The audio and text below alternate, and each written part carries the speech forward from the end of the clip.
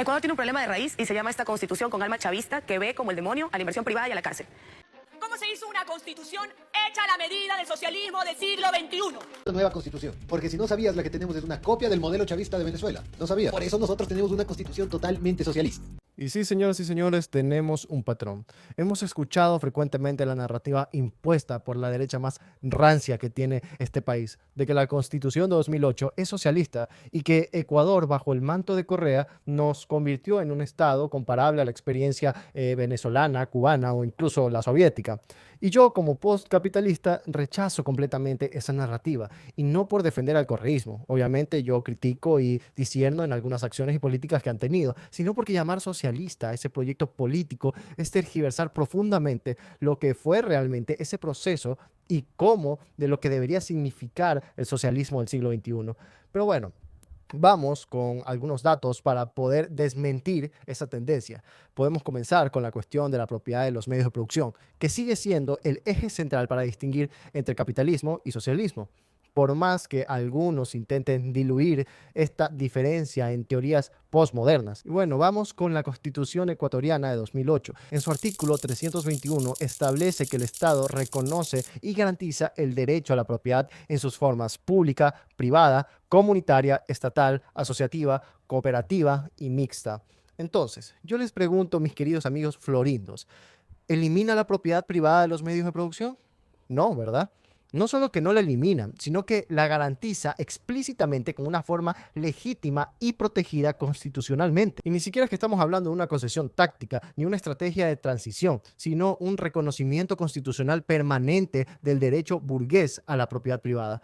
Y sí, algunos podrían también objetar con otra excusa de que la Constitución establece un sistema económico, social y solidario, según el artículo 283, que supuestamente trasciende la dicotomía entre capitalismo y socialismo, pero no es así, porque es necesario para esto entender cómo es el modo de producción capitalista. El capitalismo no es simplemente un mercado desregulado o un neoliberalismo salvaje como tal. Es una relación social de producción donde quienes poseen los medios de producción extraen plusvalía del trabajo de los que no los poseen.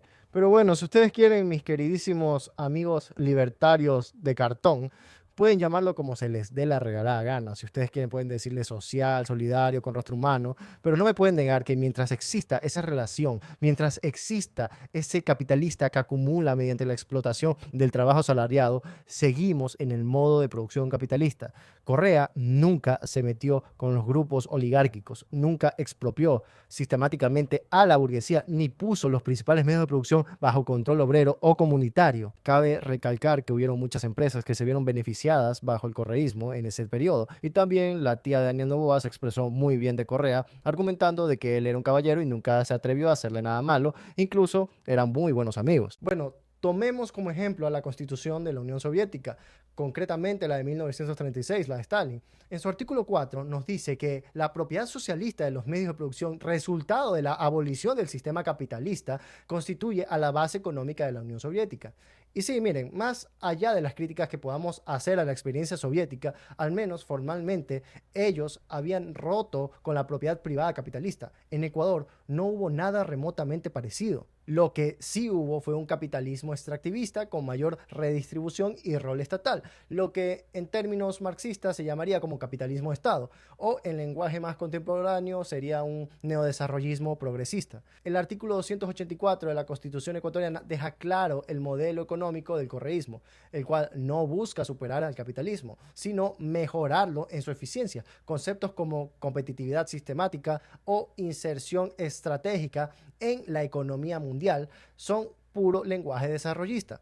Competir mejor en el mercado global y no reconstruir o construir un nuevo modo de producción. Inclusive el numeral 8 confirma la lógica del mercado al hablar de mercados transparentes y eficientes, una fórmula que encaja perfectamente en cualquier socialdemocracia europea, como la Alemania, Suecia, Noruega, países capitalistas con fuerte regulación y redistribución de la riqueza. Bueno, a diferencia de la Constitución de la Unión Soviética, en su artículo 11, era explícitamente planificadora. La economía estaba dirigida por un plan estatal orientado a elevar las condiciones materiales del pueblo.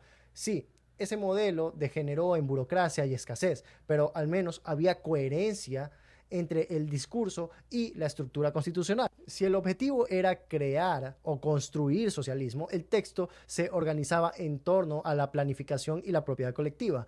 En cambio, la Constitución de 2008, por más progresista que suene, nunca pretendió abolir el capitalismo, sino administrarlo bajo la vieja lógica del mercado eficiente y competitivo. Ahora, pasando a otro tema, vamos a analizar la cuestión del extractivismo y el modelo de desarrollo del correísmo con su constitución. Para mí esta constitución fue la más avanzada del mundo en términos de reconocimientos ambientales, lo cual también tiene un poco de contradicción, porque dice que se respeten el derecho a la naturaleza, pero en cierta forma es extractivista.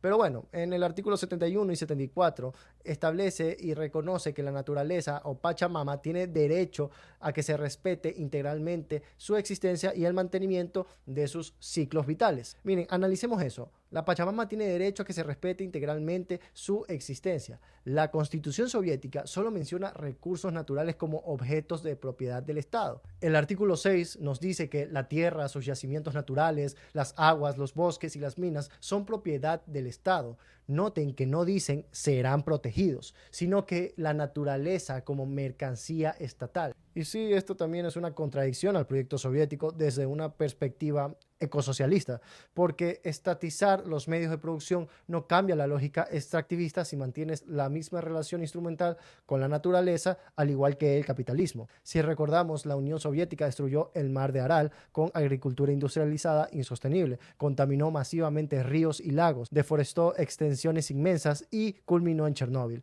Todo en nombre del progreso socialista. Pero bueno, un ciudadano promedio podría decir, ¿qué tiene interesante esta constitución? Si lo que tenemos es una corte correísta que no deja pasar los decretos del presidente y no deja avanzar a un nuevo Ecuador.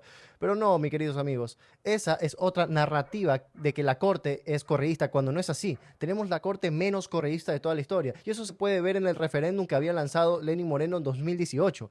En sí, ellos establecen los límites del poder mediante la Constitución. Ellos no se adhieren a decretos o reglas imaginarias inventadas por X o Y persona. No, quieran o no, ellos son la línea que separa la democracia del autoritarismo, a pesar de que ya tengamos autoritarismo. Pero bueno, esta constitución en sí es casi que perfecta. Tiene los derechos de la naturaleza y recoge prácticamente todos los avances que hasta ese momento se habían consolidado en el sistema de Naciones Unidas y en el sistema interamericano de derechos humanos también. Pero en sí una constitución no tiene fuerza real si no existe un juez o una corte capaz de hacerla valer. Y precisamente la Corte Constitucional cumple ese rol, a pesar de que no lo ejerza como tal. O sea, ellos tienen el rol de vigilar que quienes ejercen poder no violen la Constitución. Porque seamos claros, quienes pueden violar la Constitución no son los ciudadanos de a pie, o sea, los ciudadanos común y corrientes, esos ciudadanos de clase baja o clase media, sino quienes detentan el poder, o sea, el presidente de la República, la Asamblea Nacional y cualquier autoridad pública o privada que pueda oprimir derechos.